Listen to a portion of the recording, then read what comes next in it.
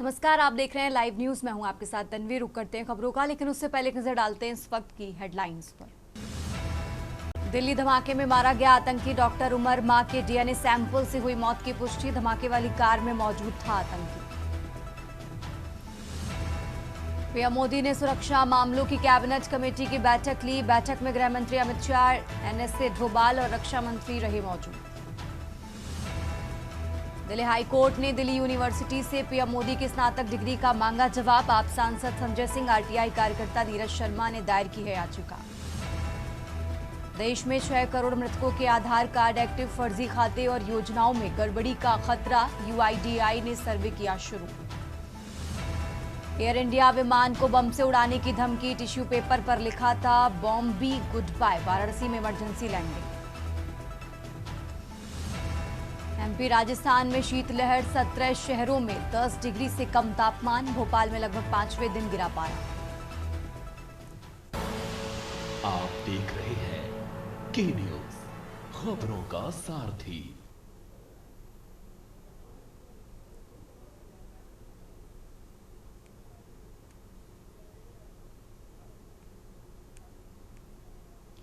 और चलिए अब आपको सीधा लिए चलते हैं राजधानी लखनऊ, जहां बिरसा मुंडा की कार्यक्रम में सीएम योगी पहुंचे हुए। तस्वीरें आपको दिखाते हैं।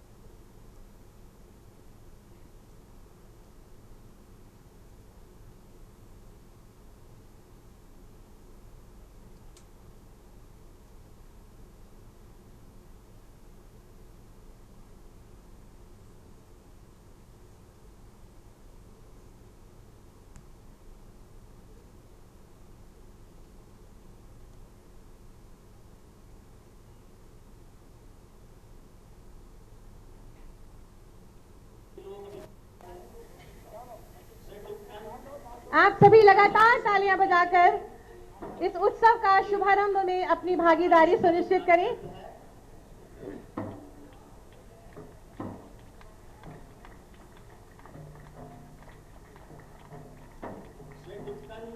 और माननीय मुख्यमंत्री जी ने ढोल की थाप से शुभारंभ कर दिया इस जनजातीय भागीदारी उत्सव का।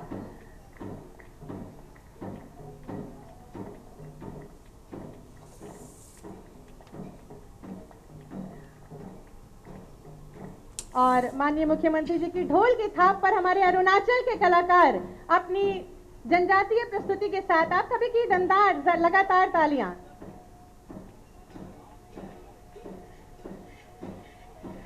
कलाकारों की प्रस्तुतियां। सबसे पहले अरुणाचल प्रदेश का याक नृत्य।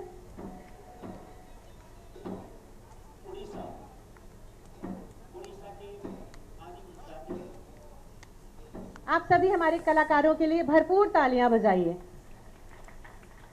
आज समग्र भारत की जनजातीय संस्कृति का संगम इस मंच पर है, उड़ीसा के जनजातीय कलाकार परजा नृत्य के साथ। भारत की गौरवशाली संस्कृति को प्रस्तुत करके जनजातीय कलाकार 18 राज्यों के 600 कलाकार इस जनजातीय महोत्सव में भाग ले रहा है। यह महोत्सव देश की अंतर्राष्ट्रीय स्तर पर ख्याति अर्जित कर चुका है। ये उड़ीसा के कलाकार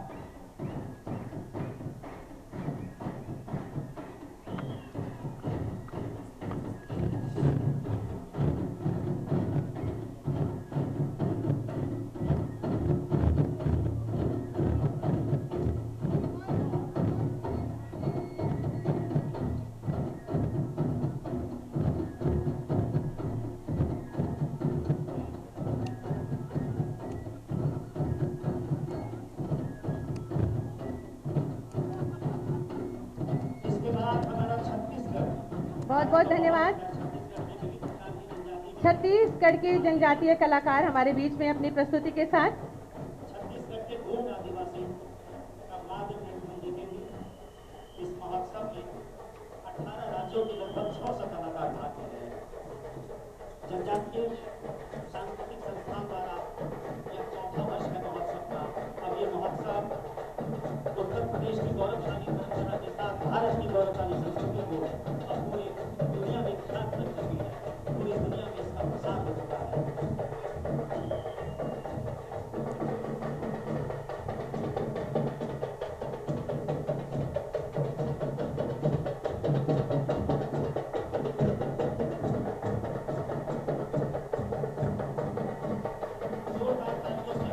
जो अपने आप में बहुत महत्वपूर्ण है। और अनुभूति शब्द हमें स्मरण कराता है कि किताबों के अलावा जो अनुभव हमें अपने जीवन में मिलते हैं वे हमारे ज्ञान में हमेशा वृद्धि करते हैं, हमारे संस्कारों को हमेशा बढ़ाने का काम करते हैं, हमको कहीं ना कहीं जीवन में आगे बढ़ने का अवसर प्रदान करते हैं। किसी ने ठीक ही कहा है कि धूप में निकलो घटाओं में नहाकर देखो, धूप में निकलो घटाओं में नहाकर देखो, जिंदगी क्या है किताबें हटाकर देखो। हम यदि इंडियन कल्चर की बात करें तो जो हमारा सब्जेक्ट है वो बहुत व्यापक हो जाता है, क्योंकि भारतीय संस्कृति विश्व की सभी संस्कृतियों की जननी है। यानी कि संस्कृति कहीं से शुरू होती है तो वो भारत की संस्कृति से ही प्रारंभ होती है। और सारी सभ्यताओं का उद्गम कहीं है। जैसे मां गंगा का उद्गम हमारा कहां है? गंगोत्री से निकलती है, गौमुख से निकलती है।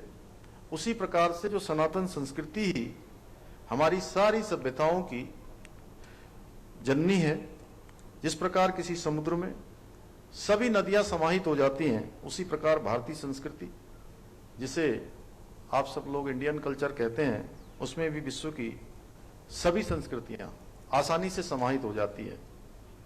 प्यारे विद्यार्थियों, आज आदरणीय प्रधानमंत्री श्री नरेंद्र मोदी जी के नेतृत्व में आज का भारत अपने गौरवशाली अतीत को साथ लेकर आज पूरे आत्मविश्वास के साथ आगे बढ़ रहा है। आज सभी क्षेत्रों में भारत की पताका चारों ओर लहरा रही है। पर एक बड़े महत्व की है कि आज हमारे जो बच्चे हैं वो चाहे कंप्यूटर कोडिंग सीख रहे हो या आर्टिफिशियल इंटेलिजेंस, उसके साथ साथ वो योग भी सीख रहे हैं, संस्कार भी सीख रहे हैं और साथ में सादगी के महत्व को भी समझ रहे हैं। मुझे पूरा विश्वास है कि आज जब इस मंच पर नृत्य और गायन, अभिनय, इनके सब के माध्यम से अनेक रंग बिखरेंगे और आप सब देख रहे हैं कि जैसा अभी सुबोध भाई ने कहा कि बच्चे तो बच्चे, लेकिन उनके माता पिता, उनके अभिभावक, उनके गार्जियन, उनमें और उत्सुकता है कि उनके बच्चों का यहाँ पर परफॉर्मेंस उनको देखना है। तो सच में तब वो केवल अपने रंग बिखेरेंगे और अपनी प्रस्तुति ही नहीं देंगे, बल्कि अपनी संस्कृति, संस्कारों और परंपराओं की एक अमिट छवि छोड़ेंगे। आदरणीय प्रधानमंत्री श्री नरेंद्र मोदी जी के मार्गदर्शन में, उनके सहयोग से हमारी सरकार शिक्षा व्यवस्था को निरंतर सुधार करने के लिए लगातार काम कर रही है। इसीलिए हमने इसके महत्व को ध्यान में रखते हुए पूरे देश के अंदर सबसे पहले नई शिक्षा नीति को लागू करने का काम भी हमने देवभूमि उत्तराखंड में किया है। और नई शिक्षा नीति से अब हमारे सभी बच्चों को अपनी रुचि के अनुसार, अपनी प्रतिभा के अनुसार बढ़ने की आजादी मिली है। आने वाले समय में शिक्षा केवल डिग्री तक सीमित नहीं रहेगी, बल्कि स्किल, इनोवेशन को विकसित करने का एक सशक्त माध्यम भी बनेगी। आज के समय में मैं, चूंकि इतने सारे अभिभावक ऋषिकेश, ढालवाला, आसपास का क्षेत्र, और मैं ये कह सकता हूं समाज के बहुत प्रबुद्ध लोग यहां पर बैठे हैं। आप सबको मैं समाज के करीम की अगर संज्ञा दूं तो मुझे लगता है कोई अतिशयोक्ति नहीं होगी। आप सब जानते हैं करीम क्या होती है, जितेंद्र जी जानते हैं। तो इसलिए मैं कहना चाहता हूं कि आज के समय में रोजगार के जो अवसर हैं वो नए अवसर उत्पन्न हो रहे हैं और पुराने अवसर समाप्त हो रहे हैं। इसलिए हमको अब अपने बच्चों को, अपने विद्यार्थियों को अब फ्यूचर रेडी बनाना होगा। और मैं कहूं कि हमारे छात्रों को, छात्राओं को फ्यूचर रेडी बनना होगा। इसको ध्यान में रखते हुए हमने सरकार की ओर से भी अनेक प्रयास प्रारंभ किए हैं। जैसे हमने इंटर्नशिप और इंडस्ट्री लिंक्ड कोर्सेज को प्रोत्साहित करने के लिए विभिन्न हमारे इंडस्ट्री और कॉरपोरेट संस्थानों के साथ अनेक हमने एमओयू किए हैं, समझौते किए हैं उनके साथ ही हमने स्टार्टअप और इनोवेशन को बढ़ावा देने के लिए इंक्यूबेशन सेंटर जहां पर ट्रेनिंग दी जाती है वो भी स्थापित किए, जिससे युवाओं को उनको उद्यमिता की उनको विकसित किया जा सके। हमारा उद्देश्य है कि आने वाले समय में हम इस प्रकार की व्यवस्था करें, इस प्रकार की शिक्षा का चलन में लाएं, इस प्रकार की शिक्षा अपने बच्चों को दें, इस प्रकार का उनको प्रशिक्षण दें कि हमारे जो बच्चे हैं आने वाले समय में वो केवल नौकरी मांगने वाले न बने,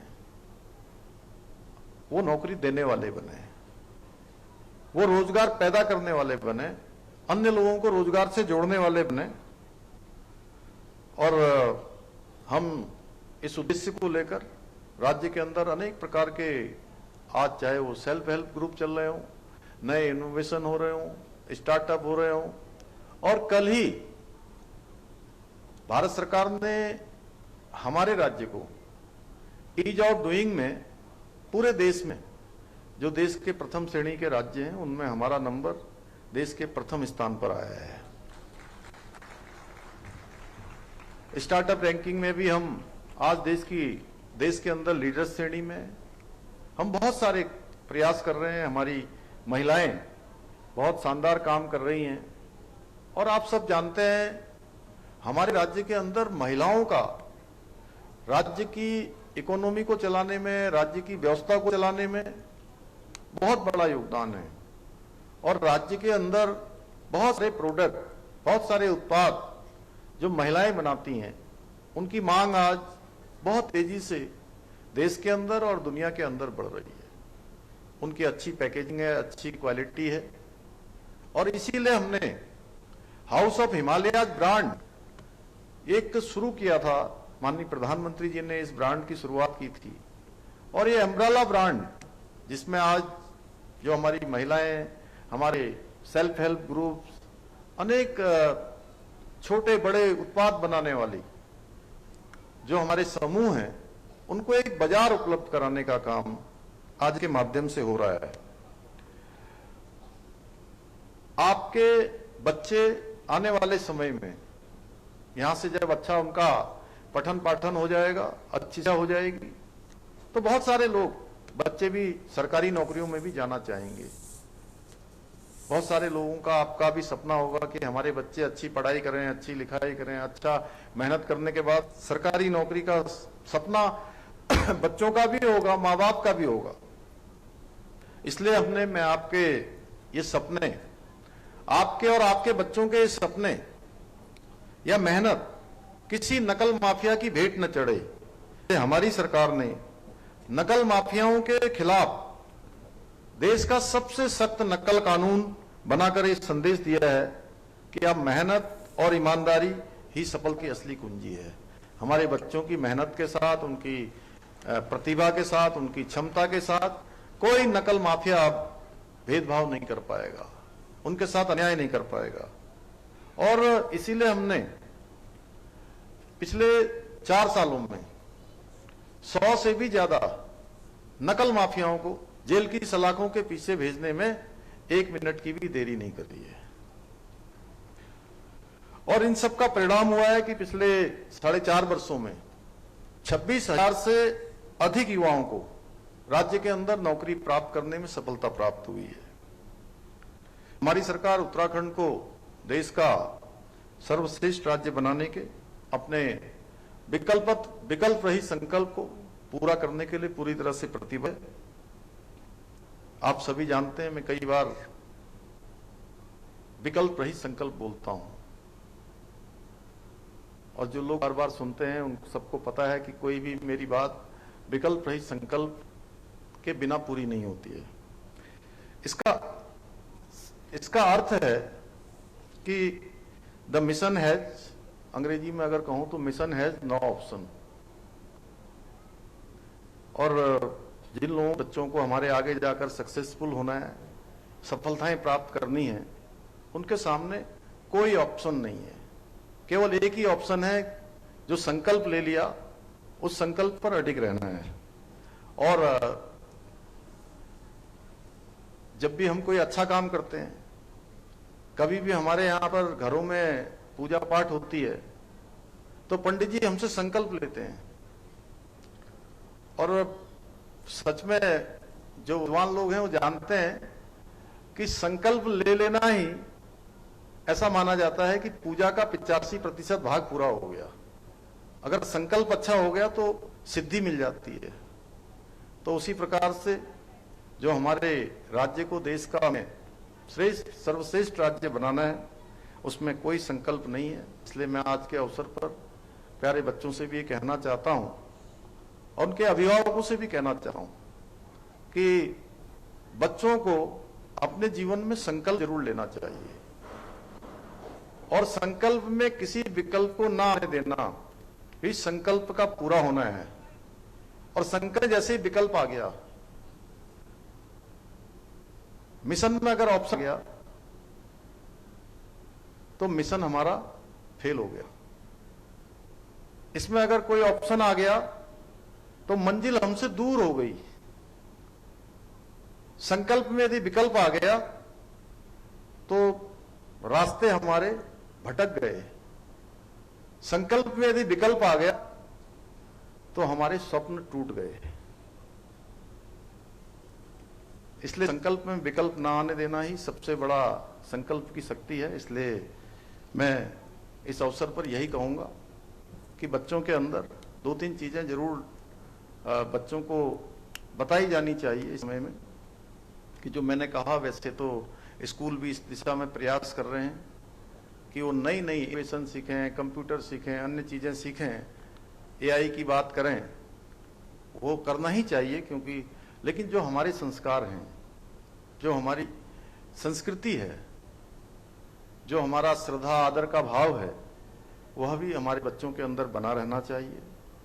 और समय एक ऐसी बहुमूल्य, मैं कहूं कि जिसका कोई मूल्य नहीं है, जिसकी कोई कीमत नहीं है, उसका महत्व जरूर उनके ध्यान में रहे। क्योंकि ये पढ़ने का, लिखने का, इस प्रकार से स्कूल जाने का जो समय है, वो समय वापस किसी के भी जीवन में नहीं आता है। अगर मैं आज की डेट की बात करूं तो ये दिन लगभग 11:20 हो रहे हैं। ये समय आज के दिन का, ये बृहस्पतिवार का दिन है, ये हमारे जीवन में ये तिथि दोबारा कभी लौटकर नहीं आएगी। ये बहुमूल्य है।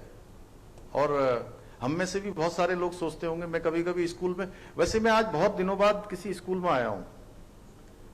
जब मैं सामान्य एमएलए के रूप में ही था तो जाता था स्कूलों में, लेकिन ये इस जिम्मेदारी में आने के बाद मुझे लगता है कि मैं देहरादून इसके आसपास किसी स्कूल में पहली बार आया हूं।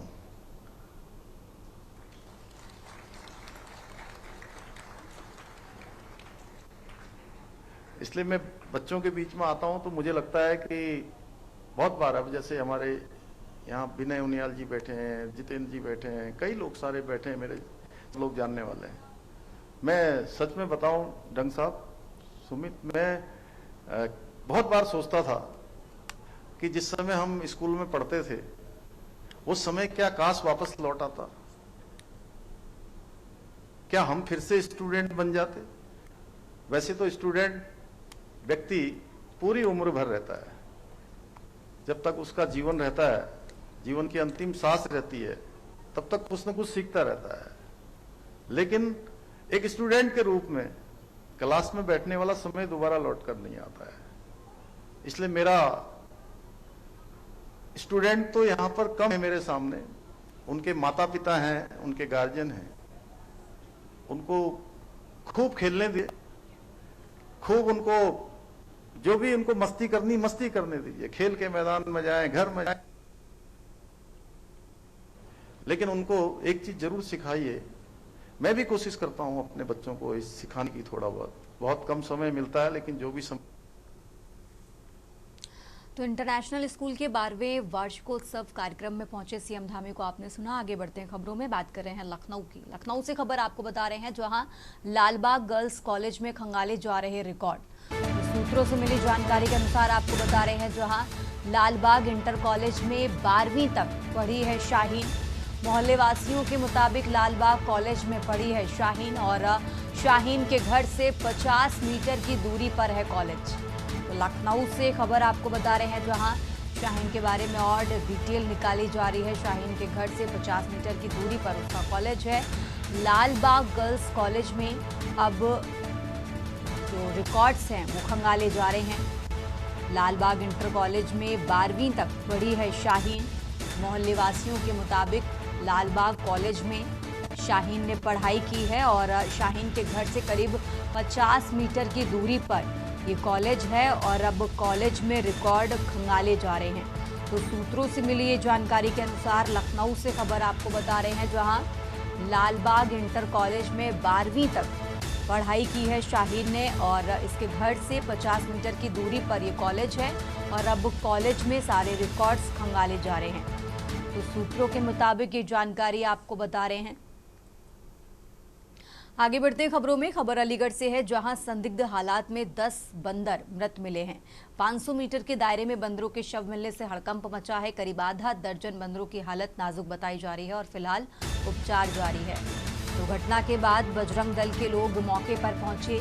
हरदुआगंज थाना क्षेत्र के दाऊजी मंदिर मोहल्ला की ये घटना आपको बता रहे हैं। तो इस घटना के बाद बजरंग दल के लोग मौके पर पहुंचे। 500 मीटर के दायरे में बंदरों की शव मिलने से हड़कंप मचा। करीब आधा दर्जन बंदरों की हालत नाजुक है और फिलहाल इलाज जारी है। घटना के बाद बजरंग दल के लोग मौके पर पहुंचे हैं। तस्वीरें आपको टीवी स्क्रीन पर दिखा रहे हैं, जहां हरदुआगंज थाना क्षेत्र के दाऊजी मंदिर मोहल्ले की ये घटना आपको बता रहे हैं। तो अलीगढ़ से खबर, जहां संदिग्ध हालात में 10 बंदर मृत मिले हैं। 500 मीटर के दायरे में बंदरों के शव मिलने से हड़कंप मचा है।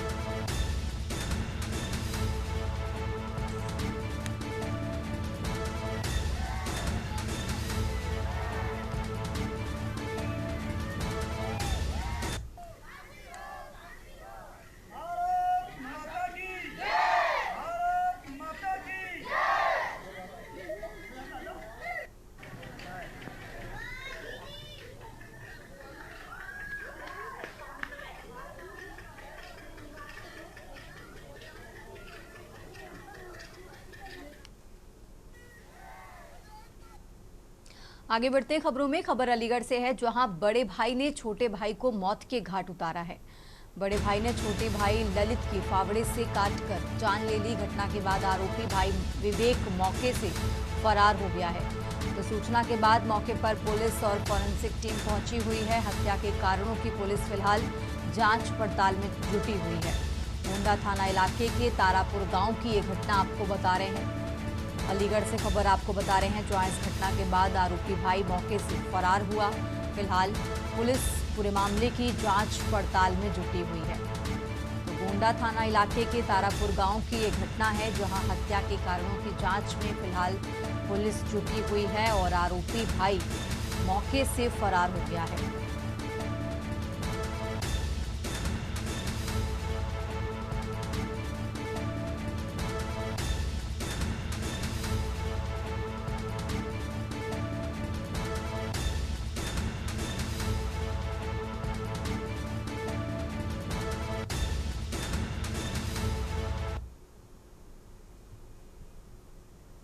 और अब बात कर रहे हैं डोईवाला की, जहां एयरपोर्ट प्रभावितों ने शुरू किया धरना प्रदर्शन। तो एयरपोर्ट विस्तारीकरण की जद में आने वाले परिवारों ने प्रदर्शन किया है। जमीन के बदले जमीन और सर्किल रेट एक समान देने की मांग की है। तो एयरपोर्ट प्रभावितों ने शुरू किया धरना प्रदर्शन और लगातार जारी है। डोईवाला से खबर आपको बता रहे हैं, जहां एयरपोर्ट प्रभावितों ने शुरू किया धरना प्रदर्शन लगातार जारी है। एयरपोर्ट प्रभावितों ने शुरू किया धरना प्रदर्शन। डोईवाला से खबर आपको बता रहे हैं, जहां एयरपोर्ट विस्तारीकरण की जद में आने वाले परिवारों ने जो प्रदर्शन किया है, जो लगातार जारी है। जमीन के बदले जमीन और सर्किल रेट एक समान देने की मांग इनकी तरफ से लगातार की जा रही है। तो एयरपोर्ट प्रभावितों ने धरना प्रदर्शन शुरू किया है। डोईवाला से खबर आपको बता रहे हैं, जहां एयरपोर्ट प्रभावितों ने धरना प्रदर्शन शुरू किया और लगातार जारी है। एयरपोर्ट विस्तारीकरण की जद में आने वाले परिवारों ने प्रदर्शन किया है और जमीन के बदले जमीन और सर्किल रेट एक समान देने की मांग की है।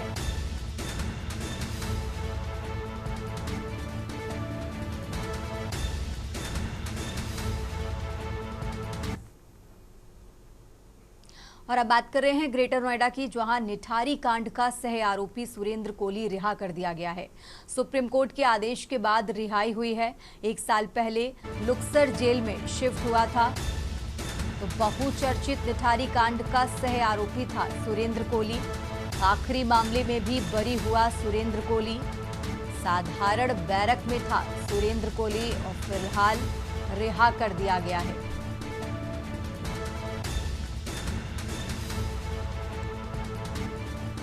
तो 1 साल पहले लुक्सर जेल में शिफ्ट हुआ था सुरेंद्र कोली।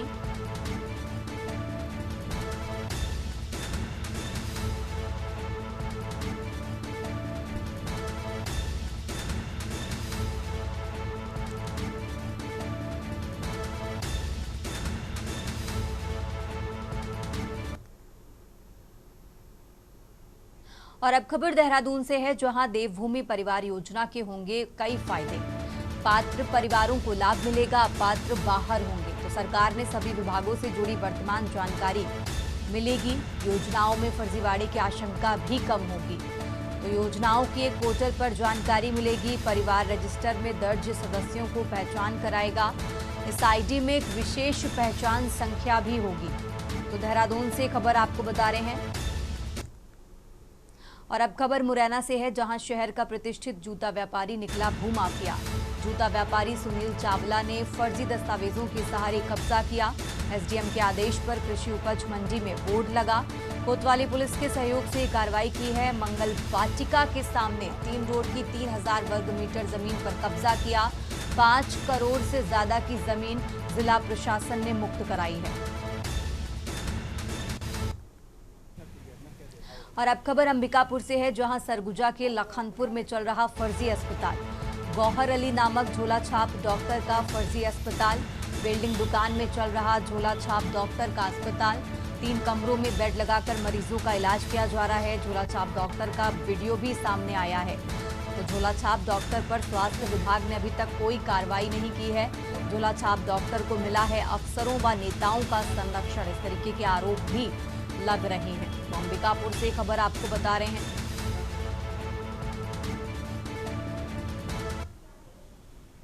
और अब आपको सीधा लिए चलते हैं राजधानी लखनऊ, जहां सीएम योगी क्या कुछ कह रहे हैं, सुनिए। जनजाति भागीदारी उत्सव में भागीदार बन रहे सभी प्रतिभागीगण, उपस्थित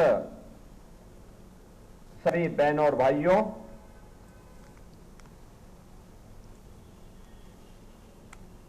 आदरणीय प्रधानमंत्री जी की प्रेरणा से 1 नवंबर से 15 नवंबर तक पूरे देश के अंदर जनजातीय गौरव पखवाड़ा आयोजित किए जा रहे हैं। जनजातीय समुदाय को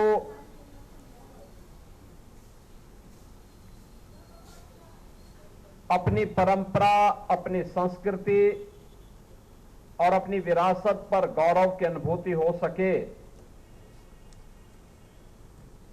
उन्हें समाज और राष्ट्र की मुख्य धारा के साथ ही उन्हें सम्मान के साथ आगे बढ़ने के लिए एक बेहतर प्लेटफॉर्म उपलब्ध किया जा सके, इस दृष्टि से जनजातीय गौरव पखवाड़ा के क्रम में आज जनजाति भागीदारी उत्सव का आयोजन प्रदेश की राजधानी लखनऊ में किया जा रहा है। ये जो उत्सव है, जिसमें देश भर के 22 राज्यों से आए हुए जनजातीय समुदाय के कलाकारों के द्वारा जनजातीय संस्कृति और वहां की परंपराओं के बारे में अपना प्रदर्शन करने के साथ ही अनेक प्रकार के कार्यक्रमों को इस दौरान यहां पर प्रस्तुत करने का कार्य हो रहा है। खासतौर पर सांस्कृतिक समागम और यात्रा, जिसमें मैं 22 राज्यों के इन कलाकारों को इन कार्यक्रमों के साथ जुड़ने का अवसर प्राप्त हो रहा है। इसमें कलाकार सहभागिता की दृष्टि से भी अरुणाचल प्रदेश पार्टनर स्टेट होने के साथ ही इसमें गुजरात, जम्मू कश्मीर, महाराष्ट्र, सिक्किम, उड़ीसा, राजस्थान, छत्तीसगढ़, कर्नाटक, मध्य प्रदेश, बिहार, उत्तराखंड, पश्चिमी बंगाल, मिजोरम, गोवा, केरल, हिमाचल प्रदेश, असम, त्रिपुरा, झारखंड, पंजाब, इन सभी राज्यों के कलाकार उत्तर प्रदेश में आकर के इस जनजाति भागीदारी उत्सव में सहभागी बन रहे हैं। इस कार्यक्रम में एक हस्तशिल्प और कला प्रदर्शनी का भी आयोजन किया गया है और साथ साथ एक व्यंजन मेला भी लग रहा है, जिसमें जैवनार और देसी स्वाद जो जुड़े हुए हैं उनको भी यहां पे प्रस्तुत करने के साथ ही जनजाति साहित्य को समर्पित साहित्यिक और विकास मंच, जो जनजातीय साहित्य के साथ साथ धरती आबा के प्रति हम सम्मान का भाव व्यक्त कर सकें, इसको समझने देखने का एक मंच हम सबको प्राप्त हो रहा है। बहनों और भाइयों, यह वर्ष हम सबके लिए कई मायनों में बहुत महत्वपूर्ण है। यह वर्ष भारत शिल्पी लौह पुरुष सरदार वल्लभ भाई पटेल की 150 वर्ष जयंती के पूरे होने का वर्ष है। यह वर्ष धरती आबा भगवान बिरसा मुंडा की जयंती के 150 वर्ष पूर्ण होने का वर्ष भी है।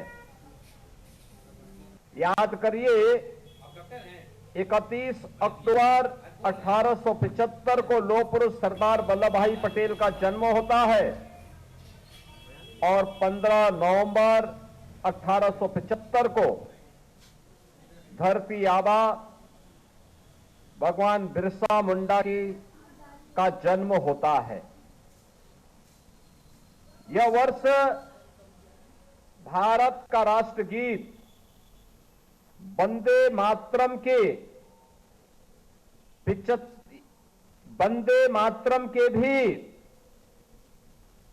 150 वर्ष में प्रवेश करने का वर्ष है।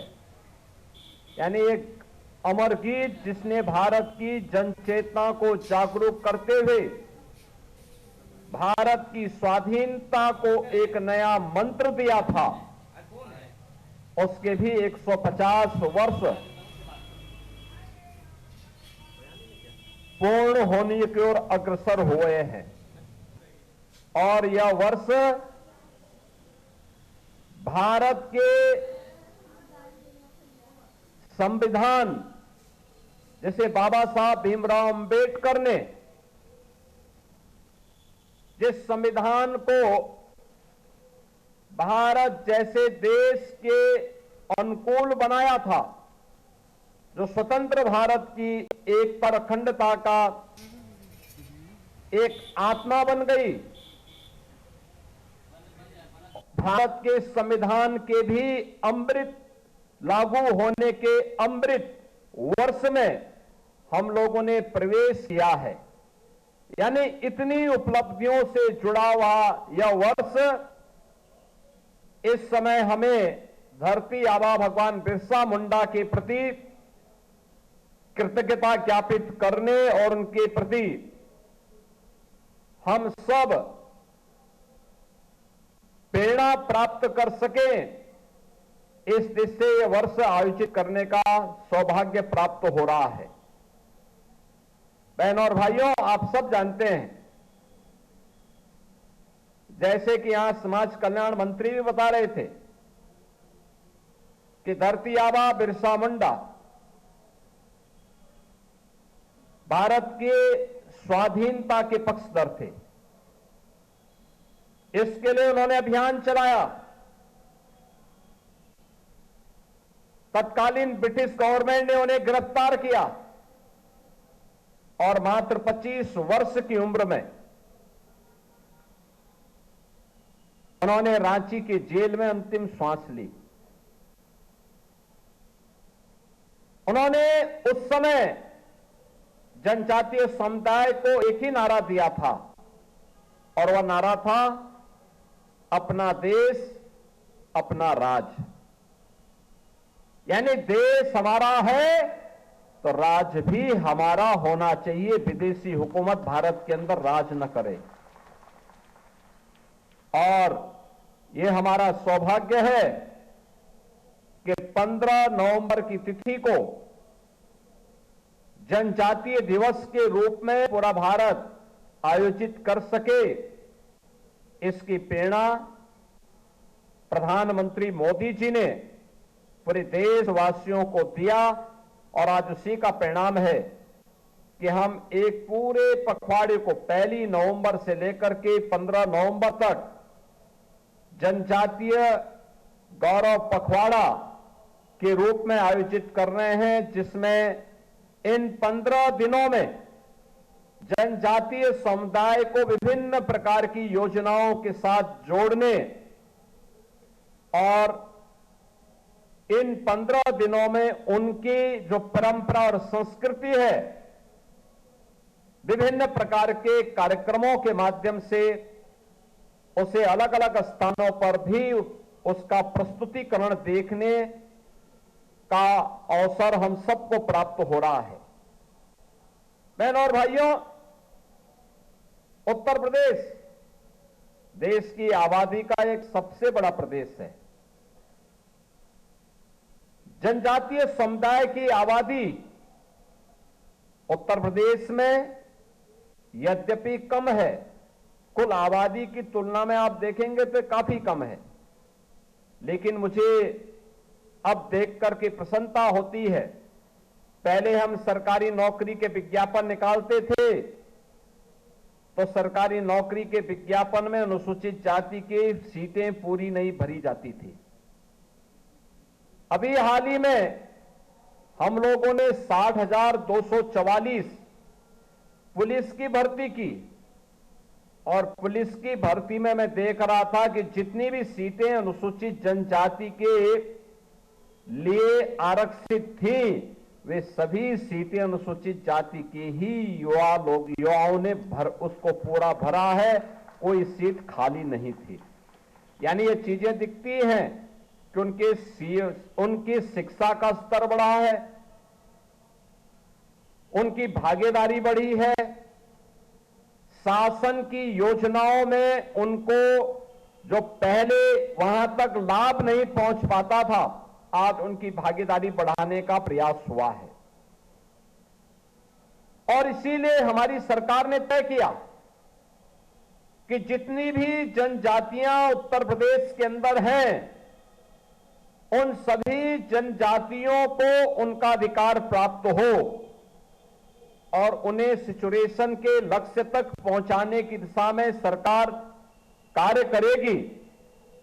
इसमें थारू, मुसहर, चेरो, बुक्सा, सहरिया, कोल या फिर गौड़, जितने भी जनजातियां हैं, इन सभी जनजातियों को शासन की सभी प्रकार की योजनाओं से पूरी तरह आच्छादित करने के लिए सरकार ने एक मिशन मोड पर अभियान चलाया और परिणाम है कि ज्यादातर जनजातियां आज के दिन पर विकास की योजनाओं के साथ उनकी कनेक्टिविटी, उनकी बिजली की व्यवस्था, उनके लिए पेयजल की व्यवस्था, उनके लिए पेंशन की व्यवस्था, उनके लिए राशन कार्ड की व्यवस्था, उनके लिए स्वास्थ्य के लिए आयुष्मान भारत की स्कीम और इन सब के साथ ही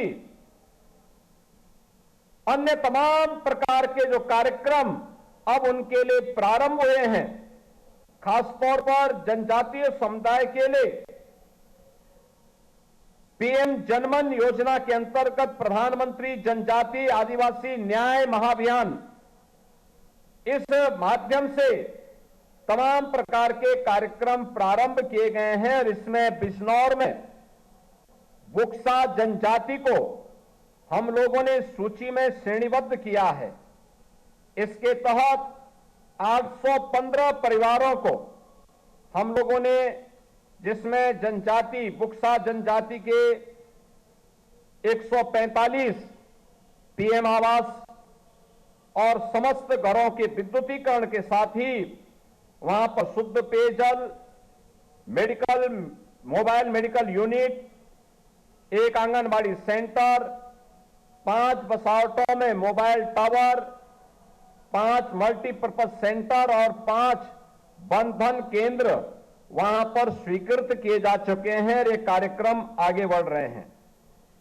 इसके साथ ही प्रदेश में यह भी सुनिश्चित किया गया कि धरती आबा जनजातीय ग्राम उत्कर्ष अभियान के अंतर्गत जितनी भी अनुसूचित जनजाति की बस्तियां उत्तर प्रदेश के अंदर हैं, उन्हें सभी प्रकार की सुविधाओं से आच्छादित करने के साथ ही उन कार्यक्रमों को आगे बढ़ाना है, जिसमें 26 जनपदों के 47 ब्लॉक व 517 ग्रामों में हम लोगों ने इसके लिए चिन्हित किया है, जिसमें सबसे अधिक सोनभद्र में 176 ग्राम, बलिया के 61, ललितपुर के 36, देवरिया, लखीमपुर खीरी, कुशीनगर के 34, गाजीपुर के 26, मिर्जापुर के 20, गोरखपुर के 18, चंदौली के 17,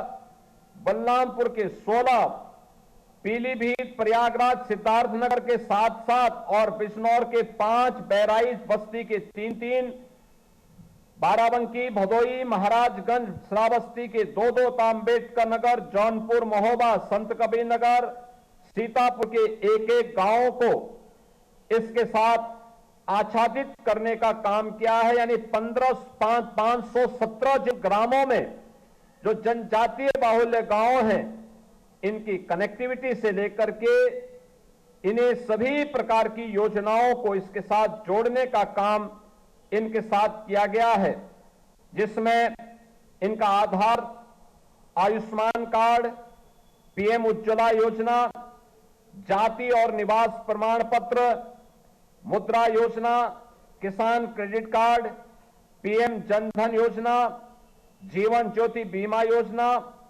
पीएम किसान सम्मान निधि योजना, पीएम विश्वकर्मा योजना, राशन कार्ड आदि की व्यवस्था के साथ ही यहां के इंफ्रास्ट्रक्चर के लिए भी सड़क, पुल, बिजली, पेयजल, इन सबको इसके साथ आच्छादित करने की स्वीकृति भी ये डबल इंजन की सरकार ने इन सभी क्षेत्रों में उपलब्ध करवाया।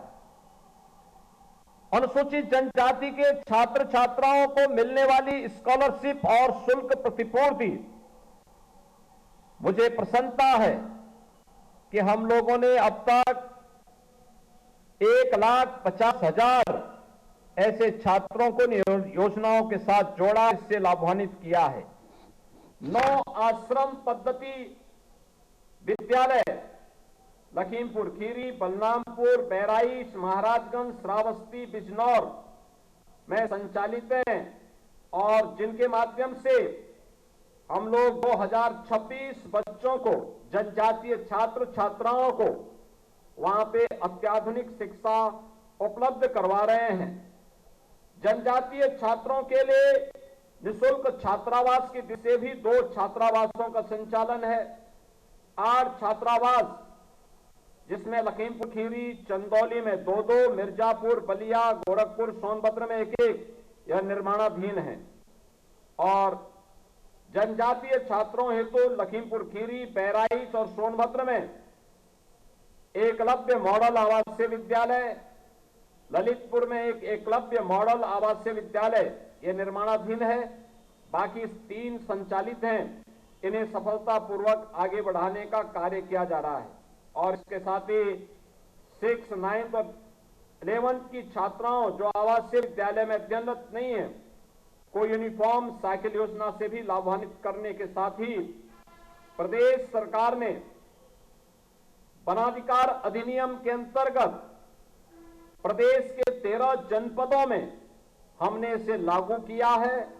और इसके अंतर्गत मुझे प्रसन्नता है कि 23,430 से अधिक ऐसे अनुसूचित जनजाति के लोगों के जो वनों में निवास करते हैं, उन्हें वहां पर भू अधिकार पत्र देकर के जो उनके दावे थे, उन्हें राजस्व के रिकॉर्ड में भी उन्हें दर्ज करके उसका मालिकाना अधिकार उन्हें उपलब्ध करवाने का काम भी इन सभी 13 जनपदों में उन्हें उपलब्ध करवाया गया है। यानी डबल इंजन की सरकार जनजातीय गौरव की पुनर्स्थापना के साथ ही जनजातीय समाज के द्वारा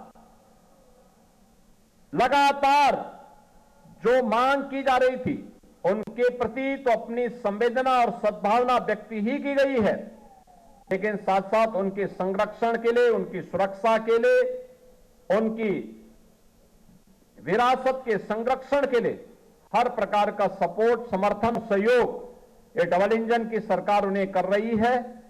आज यह भागीदारी उत्सव का कार्यक्रम यहां पर प्रारंभ हुआ है और मुझे प्रसन्नता है कि देश भर के जनजातीय समुदाय से जुड़े हुए कलाकार इस अवसर पर आए हैं और इस अवसर पर अलग अलग प्रदर्शनी के माध्यम से जनजातीय समुदाय के द्वारा विभिन्न प्रकार की कलाकृतियों को, विभिन्न प्रकार के अपने उत्कृष्ट जो उन्होंने प्रदर्शनी यहां पे लगाई है और व्यंजनों को भी हमें देखने, जानने का अवसर प्राप्त हो रहा है। मैं आज के इस अवसर पर इस पूरे अभियान के प्रति यहां पर आयोजकों को हृदय से बधाई देता हूं और विश्वास व्यक्त करता हूं कि 15 नवंबर को जब हम सभी लोग धरती आबा भगवान बिरसा मुंडा की 150 वर्ष जयंती के पूरे कर रहे होंगे, वह अवसर हर जनजातीय समुदाय के साथ साथ हर भारतवासी के लिए गौरव का क्षण होना चाहिए। इस विश्वास के साथ आज के इस अवसर पर मैं एक बार फिर से आगत सभी कलाकारों को, सभी अन्य अतिथियों का हृदय से अभिनंदन करता हूं। जनजातीय गौरव पखवाड़ा और जनजातीय गौरव उत्सव के इस आयोजन में आप सबका अभिनंदन करते हुए इस पूरे अभियान के प्रति अपनी शुभकामनाएं देता हूं। धन्यवाद। जय हिंद।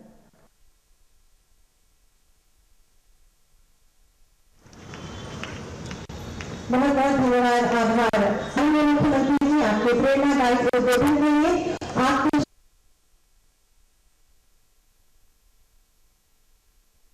उत्सव में शामिल हुए सीएम योगी को आपने सुना। आगे बढ़ते हैं खबरों में। खबर एटा से है, जहां बुलेरो कार ने ऑटो में टक्कर मारी है। घटना की सूचना पर पुलिस पहुंची और फिलहाल सभी घायलों को इलाज के लिए अस्पताल में भर्ती कराया गया है। मां बेटी की हालत गंभीर बताई जा रही है, फिलहाल हायर सेंटर रेफर किया गया है। तो मृतक बहादुरपुर थाना मिरहची का निवासी बताया गया और पुलिस पूरे मामले की जांच पड़ताल में जुटी हुई है। थाना कोतवाली देहात क्षेत्र के गांव गिरोरा की एक घटना आपको बता रहे हैं।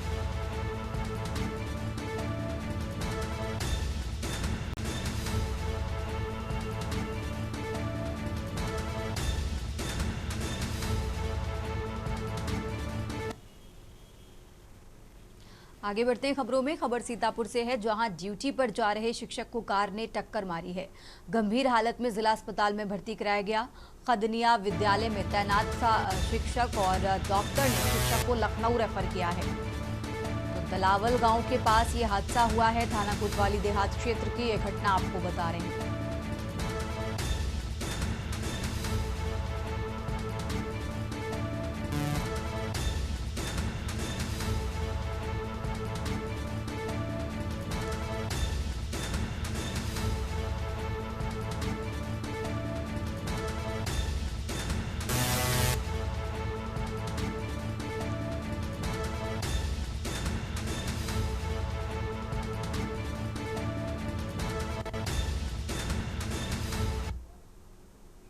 इस बुलेटिन में फिलहाल इतना ही। आप देखते रहिए के न्यूज इंडिया।